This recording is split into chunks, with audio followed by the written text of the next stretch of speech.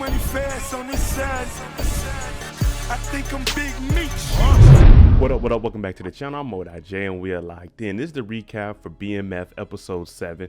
And this week we get to find out who kidnapped B Mickey. After he wore the wire and set up Meech, we were all wondering who the hell put that bag over his head, and this week they expose it. Also, Meech, he needs to work with Mo because we got to get Lamar out of the picture if we're going to be able to make it anyway through this season. Now, before we jump into this and break it down, if you like BMF content, live after show discussions, make sure you tune in tonight, 9 p.m. Eastern. Then hit your subscribe button, turn on your notification bell so you get something every time I upload. Make sure you hit that like button and follow me on Instagram right here. Now, we back in Detroit. We trying to get us a new connect, y'all.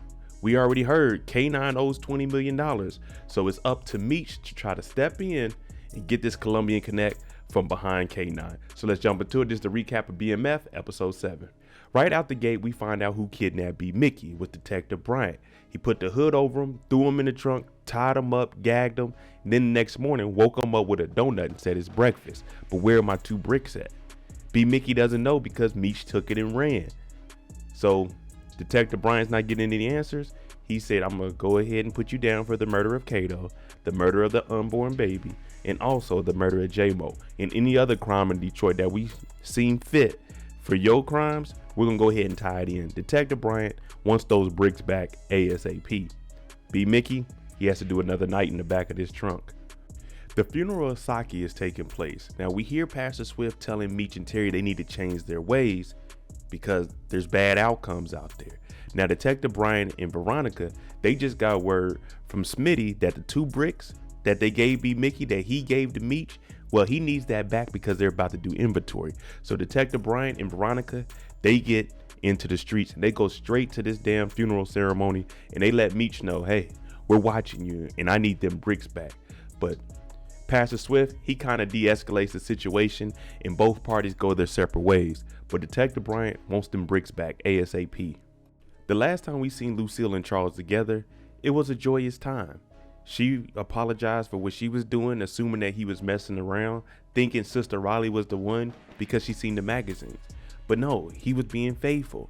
Well, we know he went back to Mabel's house. And today, it looks like they're starting off on a good foot. She's about to go to work at Wendy's and he's going to work at General Motors taking a night shift because Terry is cashing out on the car service. And we got to start all the way back over. Meech is over Monique's house and she has her little cousin Tina here. Now Tina, she's in town from Atlanta and she's telling Meech, whenever you get down to the A, holla at me. I can show you around a little bit. So Meech, in the back of his mind, he's thinking, I'm gonna be back down in the A. You're gonna really have to show me some people down there because I need me some new connects. But Mo is here on business. Mo wants to talk to Meech about setting up Lamar. Now she doesn't want to jeopardize her kids or put them in danger anymore. So she's saying, listen, he'll do anything I say. So if I can get Lamar over here, maybe we can set him up. Now, Meech doesn't feel comfortable with it because Lamar, he's kind of crazy. You know, so you got to be really prepared for him. You want to have 2 or 3 members to come do this. But Monique, she says she's tired of it and we need to put together a plan. Last week, we found it kind of weird that Wanda was taking items from T. Well, we find out this week that she goes to a psychic with her mom, Desiree, Miss Joanne. Now, Miss Joanne, she's not a legit psychic. She's doing all the easy stuff, just throwing out random, oh, you have a man in your life. Oh, that's obvious. You have a mother. You see what I'm saying? But she's also stealing these items. Now, I don't know if she's actually telling any fortunes or anything, but it looks like this right here is a scam. Meech and Terry go to K9's. Meech needs to talk to Raisin because he's still trying to get Cena the Colombian connect. Now, Raisin is saying, be careful. K9 be tripping over stuff like this. And Meech is trying to convince him. We heard him last week. He owes him $20 million. He's not messing with him. So he's like, all right, man, I might be able to make something happen. But in the back, we hear a little bit of noise. And we see K9, and it looks like he shot his mom in the head because she was stealing. So they're looking at K9, realizing, yeah, he might be a little crazy. Lamar shows up, and he's talking to Mo because she's trying to put the play in motion. And what I mean is start to get him comfortable being around her so Meech can come and we set him up. Now, when they get here, he brings Blackie the dog, but Blackie looks a little sick. And what Mo is doing is lying to him and telling him, I was upset at you, so I told you Zoe wasn't your child. Now, it has Lamar thinking the family is going to get back together because she said what Meech did to him was messed up. And you see, Lamar got a new haircut before he came over here. So he's thinking he's about to get back with her. Whole time she has a pistol just in case he acts up. And he doesn't get no hug before he leaves. But the play is in motion.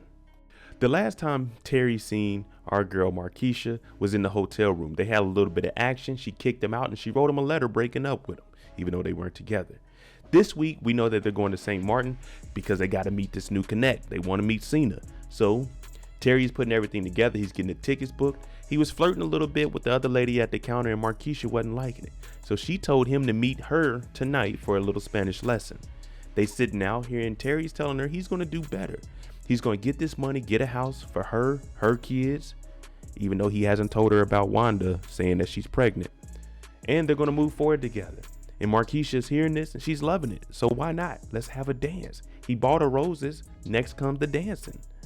Our man Charles is on a different type of timing right now. He's out with Miss Mabel when he's supposed to be working the late night shift. Well, they go to the strip club and he even says we shouldn't be in a place like this, not out in public. But she's like, forget it. You been with 2 girls before, Charles? He said, no. Well, yeah, I have, more than you and just Lucille. She said, no, at the same time. He said, oh no, what do you think, I'm some kind of freak? Well, Miss Mabel, she buys him a lap dance, and guess who sees him in here getting a lap dance? None other than his son, Demetrius Flennory. Damn, Charles, go home, bro. Brian and Veronica, they get these synthetic bricks, they turn them into Smitty, evidence, we're good to go. But then the guy comes around and says, hey, those pictures you were taking, man, let me tell you, they're spicy, and they're of Terry and Markeisha in the hotel room. Well, they take these pictures and they bring them to Wanda. They're letting Wanda know that Terry is messing around, so if you can give us information on Terry's business, we're going to protect you, the baby, and Terry. We just won't Meech. Now, Wanda, she's crying because she just told Terry that she's pregnant. Now, you hear Veronica saying, listen, there's no spousal privilege here, meaning if you're married, they can't take the stand and tell on you. But if you're not married, you will have to take the stand and tell. So if you can give us information, we can just avoid all of that. Now, Wanda has a decision to make. Terry smuggled a gun onto the plane through the guy that was working at the airport. They get here, Meech gets set up by some chick at the bar. They rob him. And then the next thing you know, it all turns out this was the play by Cena. They've been watching Meech and Terry since they got here. So they take their bags, make sure that they ain't got nothing on them. They find some guns, and Cena wants to know why they do that. Well, Terry brought that for protection, but Meech is trying to tell Cena, look, we showed up, just us. We're here for business. Me and my brother, we're the fastest movers in Detroit. We want to make it happen. So they're doing all of this in the swimming pool, so you can't wear a wire and nothing's going to be able to record you because it's just going to be you and him and the sounds of the water. Now, Terry comes in and tells them, if you give us 100 bricks, we can turn that into 200. You'll get your money quickly. So Cena sees this and he hears these young men. He's like, if they were willing to risk coming down here like this, all right, bet, let's do that. So guess what? We got 100 bricks from Cena, y'all. And they're already in the States. We don't even have to bring them back. After hearing that it's already back, Cena tells him it's 300 keys, not 100, but 300. So we about to turn that into 600. It's going to be a lovely day in Detroit. We finally get to see who Pastor Swift really is. We were all wondering, is he crooked? Is he from the streets? Well, Lamar comes in here with his dog. Blackie had died. R.I.P. to Blackie. Good 2 episodes. Well, he's asking Pastor Swift, can you save my dog? Pastor Swift is saying, son, it looks like time may have expired on that dog. I can't save it. So Lamar is telling everybody in the congregation, God put me here to run these streets. Pastor Swift is telling them to leave. Lamar isn't listening. So what does Pastor Swift do? He pulls a gun on him and tells Lamar, and I quote, nigga, leave. Lamar leaves. He backs down. Meech and Charles are having a conversation that they need to have because Charles was exposed in the strip club with Miss Mabel. Now, Meech is telling them, I'm not going to tell mom because she's already stressing out over everything me and Terry got going on. And plus, I'm her biggest issue right now. Also, he's looking at his dad like, man, you did teach us stuff. Although we don't get along like we should, you did teach us a lot. I learned how to play the drums. And Charles, we know you're not perfect. No one's perfect. But you and Lucille's issue, that's between you two. You two got to deal with that. And I know Charles is feeling good that he can actually talk to his son. It's just an unfortunate circumstance where it's about him being caught up with Mabel in the script club. Meech got the page from K9. K9 knew about him going behind his back to get the Colombian connect. Now, what Meech is saying is that was an opportunity that fell into our lap. We had to take it. You're not doing business with the Colombians anymore.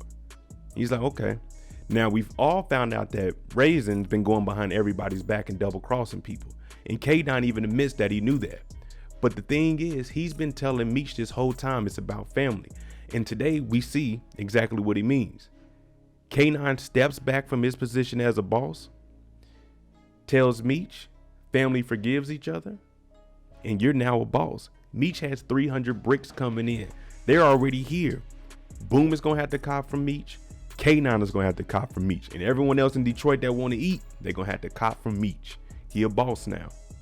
Well, it turns out Marquisha's in trouble. So the celebration of Meech becoming a boss is short lasting.